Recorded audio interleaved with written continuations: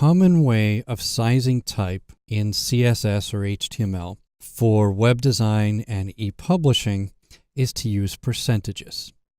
For example, heading 1 might be defined as 70 points, and heading 2 might be defined as 75% of heading 1.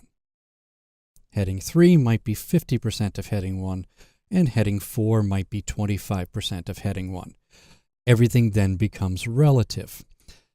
You can do the same thing in a print publication or pretty much any publication that you want to design in InDesign, whether that's going to be print or PDF or DPS or ebook or fixed layout ebook or what have you. But most people don't know they can use percentage-based measurements. So here I've created heading 1, 2, and 3, and I've created paragraph styles assigned to each of them.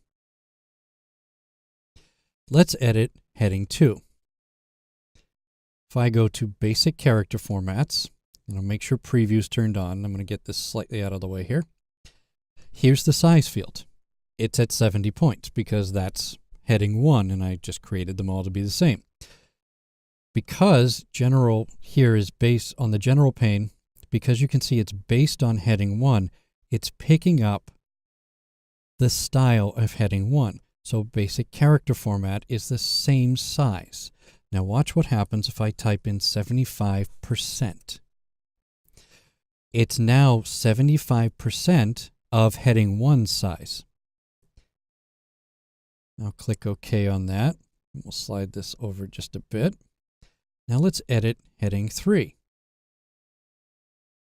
Go to basic character formats, and we'll make that 50% of heading 1 size. You can see it's also based on heading 1. And finally, heading 4, also based on heading 1, basic character formats, 25%. Hit OK, and there we go.